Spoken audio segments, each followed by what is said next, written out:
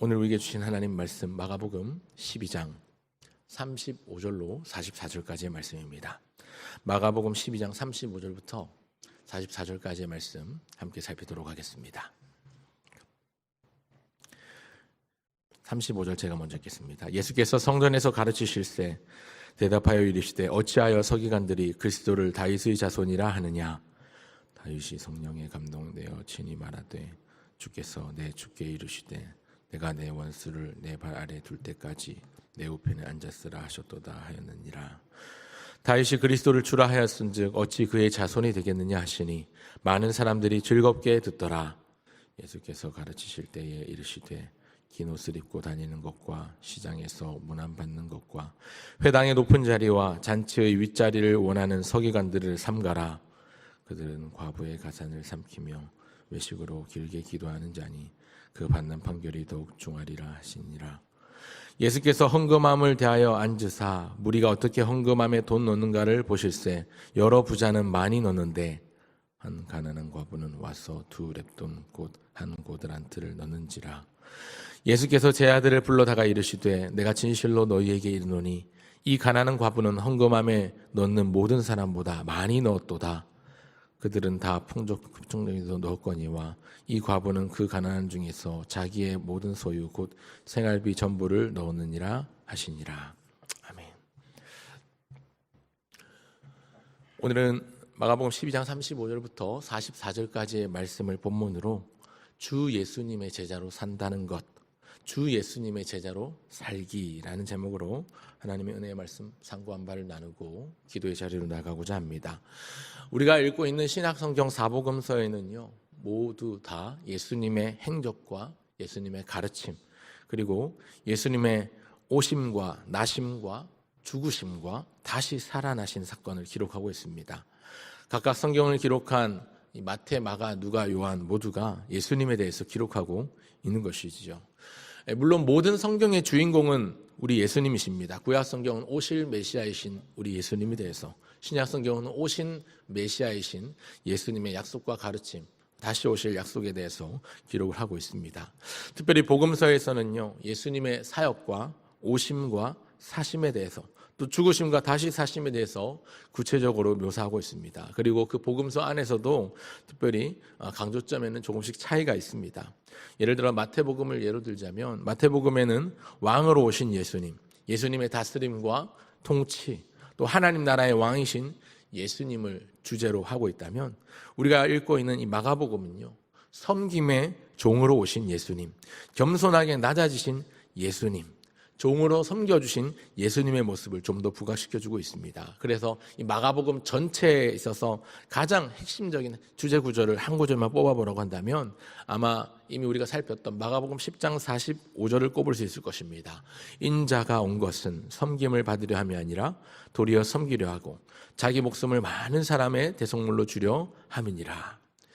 제자들에게 섬김의 본을 보여주셨고 또 자기를 보는 많은 사람들로 하여금 섬기는 자가 되도록 가르쳐 주신 예수님의 모습을 마가복음에서 가장 잘 볼 수가 있습니다. 오늘 본문에서도 나타난 예수님의 모습을 보면서 섬기는 자가 되도록 가르쳐 주시고 섬김의 본을 보여주시고 섬기는 자가 어떤 사람인가를 함께 상고한 바를 나누고자 합니다. 많은 사람이 예수님의 제자가 되려고 하지만 모두 다 참된 제자로 살아가지는 않습니다.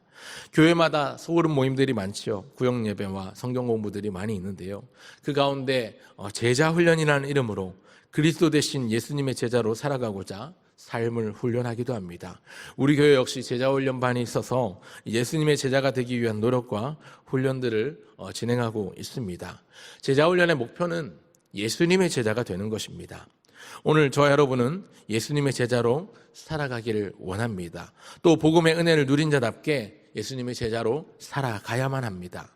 그렇다면 오늘 본문을 통해서 우리가 살펴볼 것, 예수님의 참된 제자, 바른 제자의 삶은 어떤 삶일까요? 3가지로 말씀드리고자 합니다. 첫 번째는 높아짐에서 낮아짐으로 가는 사람입니다. 예수님의 참된 제자는 예수님의 높음을 바라보고 인정할 뿐만 아니라 예수님을 높이는 사람, 또 동시에 스스로 자기를 낮출 줄 아는 사람입니다. 오늘 본문에 나오는 서기관들은요, 그저 자기들을 높이기만 했습니다. 38절의 내용을 보니까 긴 옷을 입고 다니는 것과 시장에서 문안받는 것과 회당의 높은 자리와 잔치의 윗자리를 원하는 서기관들을 삼가라, 이렇게 말씀하시죠. 당시 서기관들의 삶이 그랬습니다. 높아지기를 좋아하고 높은 곳에 오르려고 했고, 실제로 높은 위치에서 말씀의 권위로 사람들을 내려다보면서 그들을 가르치는 동시에 그들을 정죄하고 지적하는 삶을 살았습니다. 긴 옷을 입기를 좋아한다는 말은 옷들이 긴 옷을 입었던 제사장들처럼 자기가 특별한 신분, 특별한 계급에 있다는 것을 자랑하고자 함입니다. 35절에 이 서기관들이 그리스도를 다윗의 자손이라고 하는 이유에 대해서 예수님께서 말씀하시면서 가르쳐 주신 것을 볼 수 있는데요. 예수님은 다윗이 그리스도를 향해 주라고 고백한 것을 언급하고 있습니다. 그리고 다윗처럼 예수님을 주로 고백하며 예수님만을 높이는 것이 마땅하다는 것을 가르쳐 주십니다. 이 다윗이 그리스도를 주라 칭한 부분은 사실 실제로 시편 110편 1절에 나오는 말씀인데요. 이 말씀 내용을 인용하면서 이미 다윗이 그리스도를 주라고 고백하고 노래한 것을 상기시켜 주십니다. 하지만 당시 서기관들은요, 이것을 가르치기보다 그리스도가 다윗의 자손이라고만 이야기했습니다. 많은 사람들이 말씀보다는 서기관들의 가르침에 귀를 기울였기 때문에 다윗의 자손 그리스도가 올 것이다 라고 생각만 하고 그렇게 알아들었지, 실제로 다윗 또한 그리스도를 주로 고백했다는 사실에 대해서 생각하지 못했던 것이지요. 그러나 오늘 본문에서 예수님께서는 분명히 가르쳐 주십니다. 다윗 또한 그리스도를 주라 칭하였다. 이것이 다윗 스스로의 능력이 아니라 성령에 감화되어 한 것이라는 것을 분명히 알려주십니다. 그리스도 대신 예수님은 다윗보다도 더 크신 분이십니다. 다윗의 권세보다 더 위대한 권세를 가지신 분이십니다. 그래서 이스라엘 역사는 가장 위대한 왕이라고 꼽을 수 있는 다윗에게도 주로 불리기에 충분하신 분이십니다. 이스라엘 가장 위대한 성군이었던 다윗 왕보다도 더욱 위대하신 왕이 바로 그리스도이신 예수님이시기 때문입니다. 그 예수님이 가장 낮은 곳으로 오셨습니다. 예수님의 참된 제자는 예수님을 하나님이 보내신 그리스도로 인정하는 사람이고 그분을 합당하게 높여드리는 사람입니다. 자기는 낮아지고 이기적인 자기 자신은 사라지고 예수님만 남는, 예수님만을 높이는 인생이 바로 그리스도의 참된 제자요, 바른 제자의 삶이라는 사실을 기억하시기 바랍니다. 그래서 첫 번째, 높아짐이 아니라 낮아짐으로 가는 사람이 제자의 삶입니다. 그런가 하면 바른 제자, 참된 제자는 어떤 사람일까요? 둘째, 섬김받는 자리에서 섬기는 자리로 가는 사람입니다. 예수님의 참된 제자, 바른 제자는 자신의 낮음을 인정하고 섬김을 받는 자리가 아니라 섬기는 자리로 내려갈 줄 아는 사람입니다. 당시 서기관들은 율법의 말씀이 주는 권위를 이용해서 자기를 높이고 자기의 의를 자랑하면서 섬김받기를 좋아했습니다. 그래서 더 높이 섬김받는 자리로 올라가고자 했습니다. 그러나 여러분, 올라가는 게 좋은 게 아닙니다. 언뜻 듣기에는, 언뜻 보기에는 좋아 보일 수 있습니다. 그럴듯해 보일 수 있습니다. 지금부터 제가 말하는 건 가짜 복음입니다. 들어보십시오.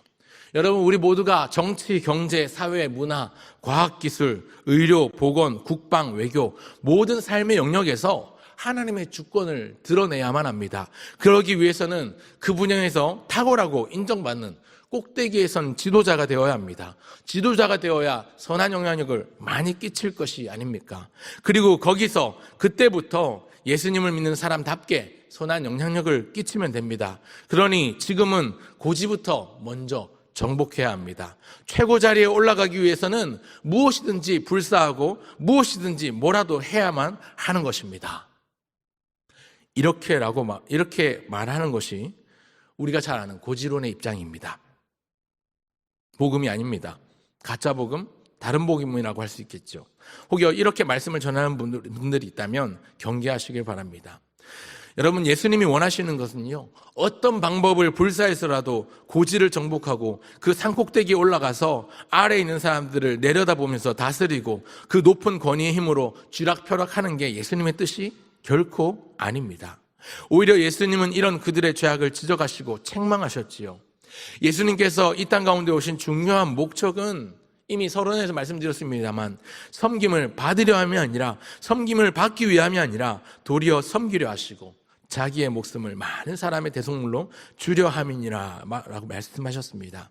예수님은 이 땅에 가장 낮은 모습으로 가장 낮은 자들에게 오셨고 그들에게 함께 하시면서 그들과 동고동락하시고 그들과 함께 사시면서 그들을 섬기셨습니다. 그리고 자기의 목숨 하나밖에 없는 자기 목숨 전부를 우리를 위해서 나를 위해서 오늘 저와 여러분을 위해서 기꺼이 내어주셨습니다. 그분이 자신을 내어주셔서 십자가에 달리시고 물과 피를 쏟으시고 살을 찢으신 것도 바로 그분의 낮아지심과 섬김의 결과입니다. 그러니 우리도 섬겨야 합니다. 우리도 기꺼이 죽어야 합니다. 여러분 죽으십시오 이렇게 말씀드리면 우리 가운데 기꺼이 복음을 위해 죽을 수 있는 분이 몇 분이나 되실까요? 사실 이것조차도 내 마음대로 내 뜻대로 할 수 없습니다.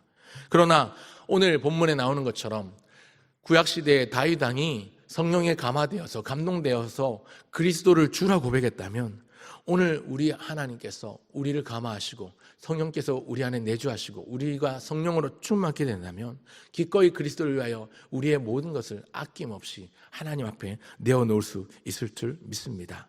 우리 예수님께서 그렇게 하셨고 그렇게 사셨습니다.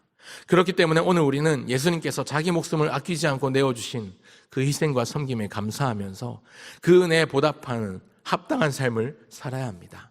지금 내가 살아가는 삶의 현장 가운데서 내가 할 수 있는 일을 함으로써 예수님을 믿는 자답게 살아가는 것, 그리스도인이라는 이름에 합당한 그리스도 대신 예수님의 이름에 먹칠을 하지 않고 내 이름 석자를 빛나게 하는 것이 아니라 내 이름이 높아지게 하는 것이 아니라 예수님의 이름이 높이 들림 받도록 하나님의 영광을 돌려드리는 삶, 나는 없고 하나님의 영광만이 드러나는 삶, 그런 삶을 살아가기를 우리 주님은 원하십니다. 그 성경의 본이 되신 예수님의 가르침과 그분의 삶을 닮아가고 그분의 삶을 따라가는 저와 여러분 모두가 되시기를 간절히 축원합니다. 그런가 하면 바른 제자, 참된 제자의 모습은 어떤 모습일까요? 마지막 셋째, 일부가 아닌 전부를 드리는 사람입니다. 오늘 읽은 본문 가운데 서기관들의 위선에 대해서 지적하시는데요, 그것과 대조되는 또 다른 모습이 나오고 있습니다. 서기관들이나 제사장들이나 율법교사들이나 바리새인들은 긴 옷수를 자랑하며 다녔습니다. 그들은 사람이 많은 시장에서 랍비로, 주인으로, 선생으로, 아비로 불리며 높임받기를 원했던 사람들입니다. 또 회당과 잔치자리에서 상석에 앉고 고관들이 앉는 자리에 앉기를 원했던 사람들입니다. 심지어 큰 길 어귀에 서서 사람들 들으라고 큰 소리로 기도하기를 습관처럼 했던 사람들입니다. 하나님이야 내 기도를 듣건 말건 중요치 않습니다. 많은 사람들이 내가 기도하는 걸 보면서 기도를 듣고 나를 존경하고 대단하다, 엄지척, 추앙해야만 하는 것이죠. 뿐만 아니라 가난하고 소외된 사람들, 특히 과부들의 재산을 착복하기까지 했습니다. 그런 과부들의 재산을 착복하는 서기관들의 모습과는 달리 착복당하는 피해자 대상이었던 한 과부가 오늘 본문에 나오고 있습니다. 41절 이후에 보니까 예수님은 이 두 렙돈, 한 고드란트를 헌금한 과부의 헌금을 보시며 그를 칭찬하십니다. 이 여인이 그 어떤 사람보다도 많이 헌금하였다고 말씀하시는 것이지요. 이 두 렙돈, 한 고드란트는요, 어느 정도나 되냐면 당시 1일 노동자의 하루 품삯의 100분의 1에 해당하는 금액입니다. 너무나도 적은 금액인데요, 이게 잘 감이 안 오시죠? 오늘날로 생각해 보려 치면 오늘날 우리가 일용직 노동자의 품삯, 하루 품삯을 대략 10만 원 정도라고 친다면 그 100분의 1이니까 1,000원에 해당합니다. 두 렙돈이면 동전 두 입, 약 오늘날로 치면 2,000원 정도입니다. 너무나도 작고 미천한 보잘것없는 금액의 돈이지만 이 과부에게는 가지고 있는 2,000원, 이 두 렙돈이 가진 것의 전부였고 생활비의 전부였습니다. 오늘 본문에서 말씀하는 생활비의 전부를 드렸느니라 하는 이 말은 그의 인생 전부를 바쳤다는 의미이지요. 그 인생 전부를, 그 인생의 주인이 자기이기를 포기했다는 말이기도 합니다. 주인 대신 주님 앞에 모든 것을 드리며 전부를 드렸습니다. 하나님 앞에 자신의 생활비 전부를 드렸습니다. 여러분, 우리 주님은요, 우리의 일부만을 원하시지 않습니다. 우리의 전부를 원하십니다. 우리의 일부분만 사용하시는 게 아니라 우리의 삶 전 인격을 사용하셔서 하나님의 영광을 위해 살도록 하셨습니다. 사도 바울도 동일한 고백을 했었지요. 우리가 살아도 주를 위하여 살고 죽어도 주를 위하여 죽나니 그러므로 살아 죽으나 우리가 주의 것이로라. 내 삶의 주인이 내가 아니라 주님이시기 때문에 그분을 위해서 기꺼이 모든 것을 아끼지 않고 내어놓을 수 있다는 고백입니다. 이렇게 선언할 수 있는 존재가 예수님을 주인으로 모시는 사람의 모습입니다. 이전에 내가 내 인생의 주인일 때는 내 인생이 내 뜻대로 살고자 했으나 사실 내 뜻대로 사라지지 않았지요. 내 마음, 내 계획, 내 의지대로 내 인생이 사라지지 않는 이유는 내 인생의 주인이 내가 아니기 때문입니다. 여러분 가운데 내가 태어나야 되겠다 싶어서 그 몇 년도 몇 월 며칠 날 태어나신 분이 계십니까? 없습니다. 내가 원해서 이 땅에 태어난 것도 아니고 내 뜻, 내 의지로 태어난 것이 아니고 우리가 죽는 것 또한 내 마음대로 몇 년도 몇 월 며칠 날 내가 죽어야지 한다고 죽을 수 있는 문제가 아닙니다. 그것은 우리의 생명이, 우리의 인생이, 우리의 삶이 내 것이 아니기 때문에 그렇습니다.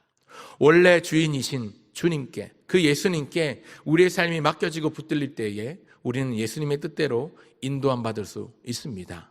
비록 내 마음에 원하는 대로 내 삶이 안 사라진다 할지라도 내 삶을 내 의지와 내 욕심, 내 계획대로 살지 않고 인정한 우리의 주인 대신 날마다 예수님을 바라보며 그 예수님의 마음을 헤아리며 그분을 닮아가면서 그분을 따라가면서 그분의 뜻에 합당한 삶을 살아가기를 다짐하며 기도하는 우리 모두가 되면 좋겠습니다. 그래서 이전에 다른 나의 삶, 내 인생의 주인이 내가 아니라 예수님이 내 인생의 주인이 되는 삶으로 그렇게 변모해 가기를 소원합니다. 사도 바울이 고백하는 것처럼 그런즉 누구든지 그리스도 안에 있으면 새로운 피조물이라 이전 것은 지나갔으니 보라 새 것이 되었도다 선언할 수 있는 존재가 되길 바랍니다. 내가 주인 되었던 이전의 삶은 지나갔고 보라 이제 진짜 주인을 제대로 찾은 새 삶이 시작되었도다. 그리스도 안에 있는 삶이 시작되었도다. 그렇게 사람들 앞에 선언할 수 있는 존재가 되길 간절히 바랍니다. 이게 바로 바른 신앙생활, 내 인생의 주인을 바꾸는 생활입니다. 그리스도인의 삶은 내 삶을 주인을 그리스도로 예수님으로 바꿀 때에 시작됩니다. 예수님의 참된 제자, 바른 제자는요, 예수님을 위해 자기의 일부만 드리는 사람이 아니라 참된 제자는요, 예수님을 위해서, 예수님을 인해서, 예수님 때문에 예수님께 자신의 전부를 드리는 사람입니다. 원래부터 내 것이 아니었기에 기꺼이 주인 되신 주님 앞에 우리의 삶을 드리는 것이 마땅합니다. 우리의 소유도, 우리가 가진 권세나 명예나 물질도, 심지어 우리의 가족, 내 자녀조차도 본래부터 내 것이 아니었기에 기꺼이 주인 되신 예수님께 드리시길 바랍니다. 오늘 우리의 삶을 거룩한 산제물로 드린다는 것이 바로 그런 의미일 것입니다.